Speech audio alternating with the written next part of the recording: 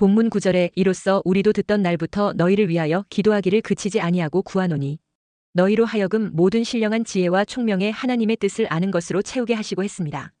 바울은 골로새 성도들의 신앙을 위해 기도하기를 그치지 않았다고 말하고 있습니다. 우리의 신앙생활에서 기도는 생명이라고 할 수 있습니다. 왜냐하면 기도가 살아있어야 신앙이 살아있게 되기 때문입니다. 이처럼 기도는 우리 신앙에 있어 중요한 요소입니다. 그런데 막상 기도를 하려고 앉으면 무엇을 기도해야 할지 잘 떠오르지 않는 사람들이 많다고 합니다. 또 어떤 때는 기도가 잘 되는데 어떤 날은 기도가 잘 되지 않는 사람도 있다고 말합니다. 오늘 말씀은 골로새 교회를 위한 바울의 기도를 보여주고 있습니다. 골로새 교회가 처한 상황에 맞추어서 기도하는 바울의 기도를 볼 수 있습니다. 골로새 지역은 두 번의 큰 지진으로 인해 여러 가지로 살아가기가 힘들고 팍팍한 상황에 처해 있는 지역이었습니다. 힘들고 지쳐서 주저앉고 싶은 심정을 가진 사람들의 형편이라는 것입니다. 그런 힘들고 어려운 처지에 있는 성도들에게 바울은 기도와 함께 신령한 은혜가 임하여 믿음이 성장하기를 기도하고 있습니다. 어거스틴의 모친 모니카는 자기 아들이 못된 짓을 하면서 잘못된 길로 가고 있는 것을 보고 크게 낙심이 되었습니다.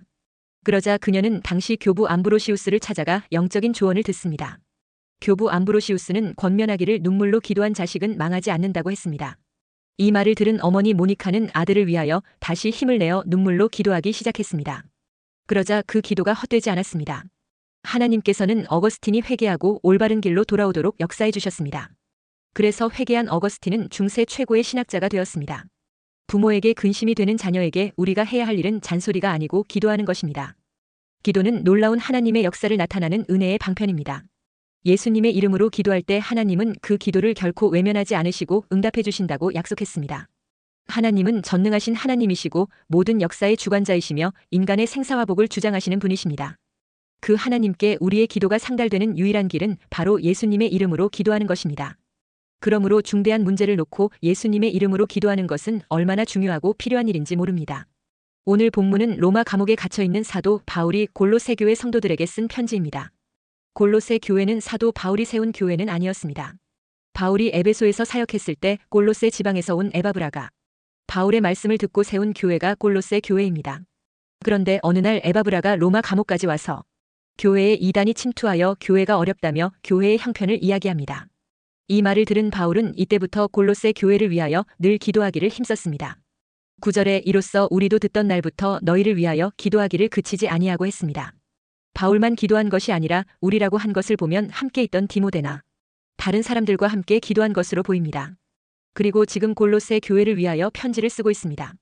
그 편지는 두기고와 빌레몬의 노예였던 오네시모를 통하여 골로새 교회에 전달하도록 했습니다. 자신이 세운 교회도 아니고 한 번도 방문한 적도 없는 교회였지만 사도 바울은 골로새 교회의 형편을 전해 들은 후로 교회를 위하여 늘 기도하기를 힘썼습니다. 바울은 기도의 능력을 믿고 교회가 바로 서기를 위하여 기도하였습니다. 기도는 하나님의 능력과 역사를 간구하는 일입니다.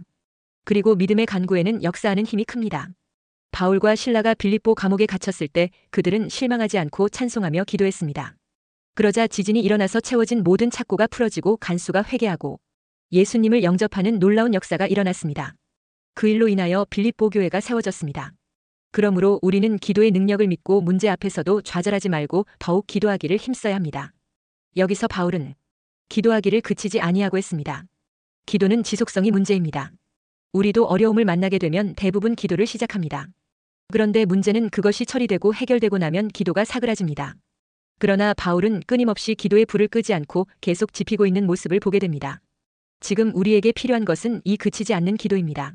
기도는 단지 문제 해결이 목적이 아닙니다. 거기에서 더 높은 단계로 올라가야 합니다. 바울은 지속적으로 기도해야 하는 높은 수준의 기도 제목을 놓고 기도하고 있었던 것입니다. 첫째, 우리는 신령한 지혜와 총명으로 하나님의 뜻이 무엇인지 알 수 있도록 기도해야 합니다. 9절에 너희로 하여금 모든 신령한 지혜와 총명의 하나님의 뜻을 아는 것으로 채우게 하시고 했습니다. 우리가 하나님의 모든 신령한 지혜와 총명이 있어야 하는 이유는 그것이 있어야 하나님의 뜻을 분별하는 지혜를 가질 수 있기 때문입니다. 힘들고 어려운 환경에 처한 골로새 교회 성도들을 위해 바울은 하나님의 뜻을 분별하게 되도록 기도하고 있습니다. 그리고 그 하나님의 뜻을 분별하게 만들어주는 영적인 지혜와 총명이 임하도록 기도하고 있습니다. 삶이 팍팍하고 힘들면 우리는 그저 살아나갈 돌파구를 찾는 데만 혈안이 되게 됩니다. 하지만 바울은 오히려 거기에서 영적 분별력을 구하고 있습니다. 하나님의 뜻이 무엇인지부터 알게 해달라고 기도하고 있습니다. 덴마크의 철학자 쇠렌 키르케고르가 쓴 현대 사회를 풍자한 글이 있습니다. 한 보석상에 강도가 침입했습니다. 그런데 이 강도는 아무것도 훔쳐가지 않고 대신 모든 보석들의 가격표를 떼어서 이리저리 바꾸어 붙여놓았습니다. 다음 날 이 보석상에서는 희한한 일이 벌어졌습니다. 아주 형편없는 싸구려 보석이 엄청난 가격으로 팔려나가고 아주 고급 보석들이 아주 싼 값으로 팔려나가는 일이 발생했습니다. 키르케고르는 현대 사회의 우리의 삶의 모습이 이와 같다고 단적으로 풍자한 것입니다.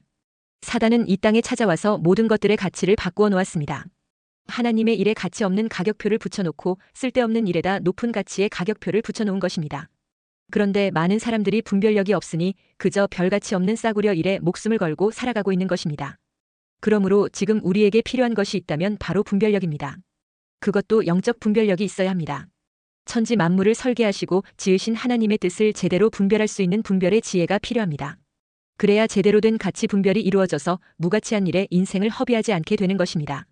파스칼은 17세기 최고의 철학자이며 수학자였습니다. 그는 나름대로 최선을 다해 하나님을 알고자 노력했습니다. 그러던 중 1654년 11월 23일 평생 잊을 수 없는 놀라운 영적 체험을 하게 됩니다. 그는 이날의 영적 체험을 팡세에서 불에 휩싸인 은총의 밤이라고 기록했습니다. 살아계신 하나님이 친히 그 밤에 파스칼을 찾아오셨던 것입니다.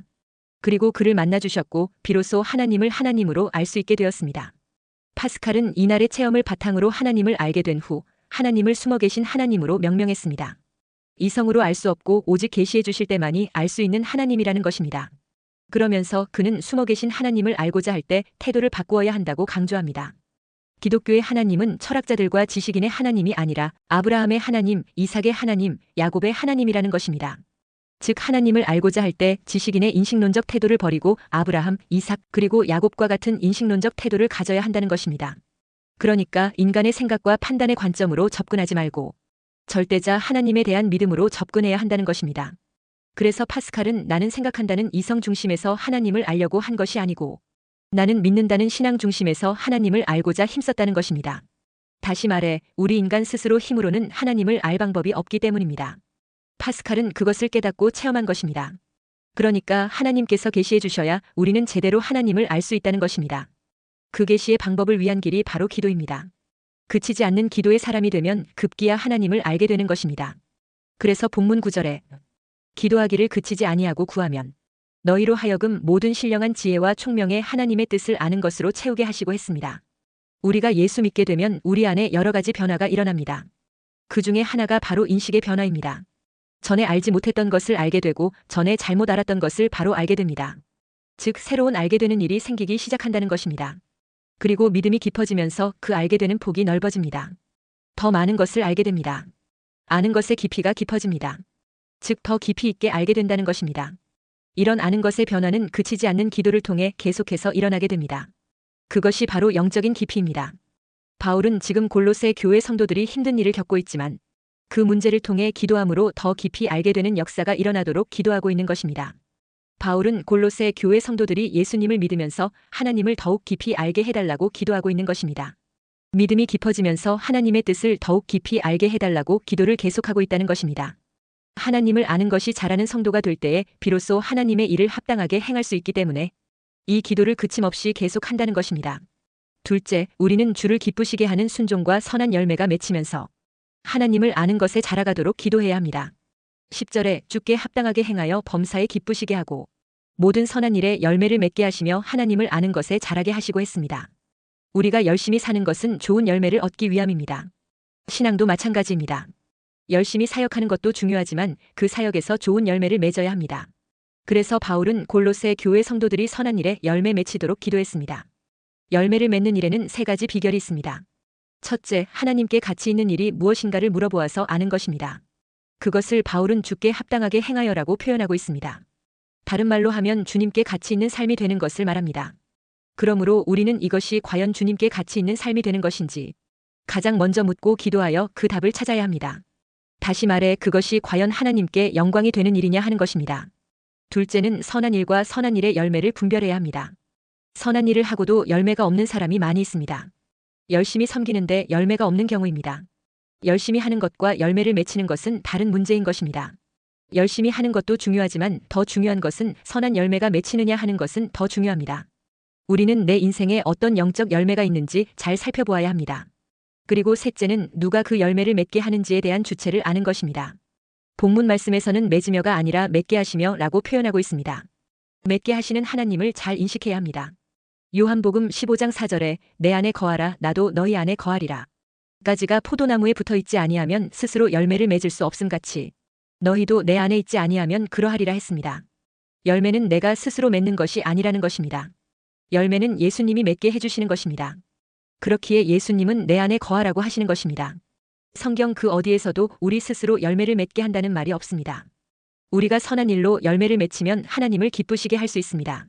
그래서 성경은 우리에게 모든 선한 일에 열매를 맺을 것을 말씀하고 있습니다. 선한 열매는 무엇을 말하는 것입니까? 빌립보서 1장 11절에 예수 그리스도로 말미암아 의의 열매가 가득하여 하나님의 영광과 찬송이 되기를 원하노라 했습니다. 예수 그리스도로 말미암아 의의 열매가 가득하다는 것은 우리의 삶에서 아름다운 변화가 많이 나타났다는 것을 말하는 것입니다. 그러니까 거룩하게 되어 의로운 삶을 살 때 하나님을 기쁘시게 할 수 있다는 것입니다. 죄악을 버리고 마음에 가득한 악독을 버리고 성령의 사람이 되어 사랑과 희락과 화평과 오래 참음과 자비와 선한 양심과 신실함과 친절함과 절제하는 행동이 나타날 때 주님께서는 그런 우리의 모습을 보고 크게 기뻐하시는 것입니다. 또한 골로새서 1장 6절에 이 복음이 이미 너희에게 이름에 너희가 듣고 참으로 하나님의 은혜를 깨달은 날부터 너희 중에서와 같이 또한 온 천하에서도 열매를 맺어 자라는도다 했습니다. 여기서는 복음의 열매를 말씀하고 있습니다. 가장 좋은 열매는 복음의 열매를 많이 맺는 것입니다. 그러므로 우리가 복음을 전하여 구원받게 하는 데만 그치지 말고 그처럼 좋은 그리스도인은 복음을 전하여 구원받게 하는 데서 그치지 않고 그로 하여금 그리스도를 닮은 좋은 열매를 맺는 성도가 되도록 도와야 하는 것입니다. 그것이 하나님을 기쁘시게 하는 가장 선한 열매를 맺는 것입니다. 우리가 복음을 통하여 이런 열매를 많이 맺을 때 세상은 변합니다. 그리고 10절에 하나님을 아는 것에 자라게 하시고 했습니다. 선한 일에 열매를 맺혀서 하나님을 아는 것에 자라게 해달라고 기도했습니다. 우리가 하나님의 뜻을 알고 그 뜻에 순종하며 살아갈 때 많은 열매를 맺게 됩니다. 또한 그 삶을 통하여 하나님을 더욱 많이 알아가고 성장하게 됩니다. 아브라함이 가나안 땅에 거할 때 그 땅에 전쟁이 벌어졌는데 안타깝게도 소돔성에 살고 있던 조카 롯과 그 가족들이 포로로 잡혀가고 모든 재산까지 빼앗기고 맙니다. 이 소식을 전해 들은 아브라함은 급하게 군대를 조직하고 밤중에 기습하여 포로로 잡혀갔던 모든 사람과 재산을 다시 찾아오게 됩니다. 아브라함의 이 같은 모습은 참으로 놀라운 변화와 성장입니다. 얼마 전까지만 해도 그는 기근을 피해 애굽으로 가면서 살기 위해 아내를 누이 동생으로 속였던 비겁한 자였습니다. 그런데 어떻게 이렇게 수많은 군대를 상대하는 전쟁에 선뜻 나서서 목숨을 걸고 나갈 수 있었던 것일까요? 어떻게 이렇게 놀랍게 바뀔 수가 있는가 하는 것입니다. 그것은 애굽에서 살아계시는 하나님, 말씀하신 대로 아브라함을 보호하시고 인도하시는 하나님을 더욱 많이 알았고 경험했기 때문입니다. 아브라함처럼 우리도 주님의 말씀에 순종하며 하나님을 기쁘시게 하고 열매를 올려드리면 분명히 살아계시는 하나님, 우리와 함께 하시는 하나님을 경험하게 됩니다. 그러니까 하나님을 더 분명하게 확실하게 알게 되는 것입니다. 다윗은 어릴 때부터 가족들에게 무시당하는 삶을 살면서 오로지 하나님을 신뢰하고 하나님의 말씀에 순종하며 믿음으로 살았습니다. 그러자 그로 인해 다윗은 어린 나이에 벌써 하나님을 더욱 잘 알게 됩니다. 이것은 두뇌의 지식으로 아는 것이 아니라 경험으로 알게 된 것입니다. 그렇게 하나님을 아는 것에 자라나게 되었을 때 골리앗 앞에서도 담대하게 나아갈 수 있었고 승리할 수 있었던 것입니다. 하나님에 대한 경험으로 하나님을 아는 것이 자라게 되면 어떤 형편과 처지를 만나도 모든 견딤과 오래 참음으로 인내하며 승리하게 되는 줄로 믿습니다. 바울은 골로새 교회 성도들이 이런 변화와 성장을 이루도록 계속 기도했다는 것입니다. 셋째, 시험과 어려움 가운데서도 하늘의 기업을 바라봄으로 기쁨으로 참고 견디는 믿음이 되도록 기도해야 합니다. 어려움 속에서도 참고 인내하는 믿음의 사람이 되도록 기도해야 하는 것입니다. 11, 12절에 그의 영광의 힘을 따라 모든 능력으로 능하게 하시며 기쁨으로 모든 견딤과 오래 참음에 이르게 하시고 우리로 하여금 빛 가운데서 성도의 기업의 부분을 얻기에 합당하게 하신 아버지께 감사하게 하시기를 원하노라 했습니다. 선한 열매, 아름다운 열매를 맺는 사람이 되면 어려움 없이 사는 것은 아닙니다. 열매 맺는 삶 가운데서도 어려움이 클 수 있습니다. 그렇다 할지라도 우리는 참고 인내할 수 있게 해달라고 기도해야 합니다. 그래서 바울은 골로새 교회 성도들이 기쁨으로 모든 견딤과 오래 참음에 이르게 되도록 기도했습니다. 그러면 어떻게 하면 참고 인내하는 사람이 될 수 있습니까? 그것은 11절에 그의 영광의 힘을 따라 모든 능력으로 능하게 하시며 했습니다. 그러니까 하나님께서 그의 크신 능력으로 우리를 강하게 붙들어 주실 때 우리는 어떠한 어려움이 와도 넘어지지 않고 참고 견딜 수 있게 된다는 것입니다. 하나님의 크신 능력으로 우리를 강하게 붙들어주기 때문입니다. 그러므로 우리 자신의 힘만으로는 견뎌내는데 한계가 있을 수 있습니다. 마찬가지로 혹시 자녀들이 힘들어할 때 무작정 강해야 한다고 해서는 안 됩니다. 격려와 함께 기도해서 강하게 붙들어주시는 은혜가 임하여 강해지도록 되게 해야 합니다. 하나님의 은혜를 체험하도록 이끌어야 합니다. 이런 것이 없이 그냥 말로만 무조건 참으라고 해서는 안 됩니다. 그러므로 기도하는 가운데 하나님의 권능으로 강하게 될 때 기쁨으로 어려움도 견딜 수 있게 되는 것입니다. 초대교회 성도들은 신앙을 지키기 위해 수많은 고난과 박해를 감내해야 했습니다. 가문에서 집에서 쫓겨나기도 했고 재산을 빼앗기기도 했습니다. 죄 없는 죄인으로 감옥에 갇히기도 했습니다. 오해를 받아 매를 맞고 심지어 목숨을 빼앗기는 순교를 당하기도 했습니다. 스데반이 순교당할 때 마지막 장면이 천사 같은 얼굴이 되어 환하게 기뻐하면서 돌에 맞아 순교합니다. 어떻게 그런 일이 가능합니까? 그것은 전능하신 주님의 능력을 힘입으면 그렇게 됩니다.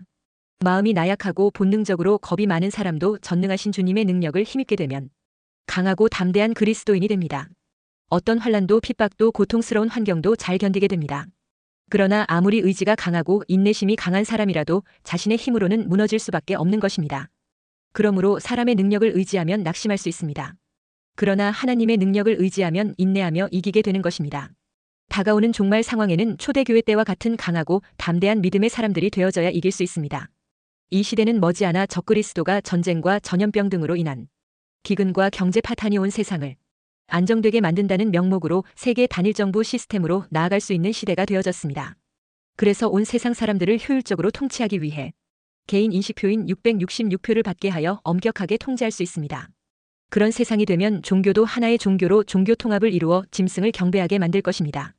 계시록 13장 15절에 그가 권세를 받아 그 짐승의 우상에게 생기를 주어 그 짐승의 우상으로 말하게 하고 또 짐승의 우상에게 경배하지 아니하는 자는 몇이든지 다 죽이게 하더라 했습니다. 적그리스도와 짐승을 숭배하지 않고 거부하며 이마나 손에 그 표를 받지 않는 자들은 목배임 당하는 시험 앞에 서게 될 것입니다. 계시록 20장 4절에 또 내가 보좌들을 보니 거기에 앉은 자들이 있어 심판하는 권세를 받았더라. 또 내가 보니 예수를 증언함과 하나님의 말씀 때문에 목배임을 당한 자들의 영혼들과 또 짐승과 그의 우상에게 경배하지 아니하고 그들의 이마와 손에 그의 표를 받지 아니한 자들이 살아서 그리스도와 더불어 1000년 동안 왕 노릇하니 했습니다. 예수님과 말씀 지키는 자들과 짐승 적그리스도의 우상에게 경배하지 않고 그들이 강요하는 이마와 손에 666표를 거부한 자들은 목배임이나 처형당하는 순교를 당하게 된다는 것을 말씀하고 있습니다. 이 시험을 이기려면 늘 기도 가운데 성령 충만한 사람이 되어 하나님의 권능으로 함께하는 사람이 되어야 하는 것입니다. 종말의 시험을 이기는 것은 우리의 힘으로는 불가능합니다. 위로부터 권능을 덧입어야만 가능합니다. 그래서 우리는 이 종말의 때에 성령 충만을 받아 강력한 권능으로 무장하여야 합니다. 이사야 40장 28절에서 31절에 너는 알지 못하였느냐 듣지 못하였느냐 영원하신 하나님 여호와 땅 끝까지 창조하신 이는 피곤하지 않으시며 곤비하지 않으시며 명철이 한이 없으시며 피곤한 자에게는 능력을 주시며 무능한 자에게는 힘을 더하시나니 소년이라도 피곤하며 곤비하며 장정이라도 넘어지며 쓰러지되 오직 여호와를 앙망하는 자는 새 힘을 얻으리니 독수리가 날개치며 올라감 같을 것이요 다른 박질하여도 곤비하지 아니하겠고 걸어가도 피곤하지 아니하리로다 했습니다. 환경 탓하고 사람 탓하면서 무기력하게 사단에게 무릎 꿇고 무너지는 그리스도인은 주님을 기쁘시게 할 수 없습니다. 주님이 주시는 강한 능력을 무장하여 어떤 어려움 속에서도 기쁨으로 참고 견디며 사단의 권세를 깨트려 버리고 능력 있는 삶을 사는 그리스도인이 될 때 주님을 크게 기쁘시게 할 수 있습니다. 그러므로 우리 생각 속에 주의 뜻을 아는 것으로 채우는 일에는 우리 힘만으로는 한계가 있습니다. 하나님의 능력을 덧입어야 합니다. 계시의 영을 부음받아야 합니다. 그래야 깨달아서 이길 수 있습니다. 우리가 좋은 열매를 많이 맺는 일도 우리의 노력만으로 불가능합니다. 하나님이 권능을 입혀주셔야 합니다. 낙심치 않고 끊임없이 주의 능력을 사모하며 기도하는 사람이 되어야 합니다. 말세에는 그런 믿음이 적을 것이라고 주님은 미리 경고했습니다. 그러므로 지금이라도 깨어나서 기도의 사람이 되시기를 주의 이름으로 축원합니다.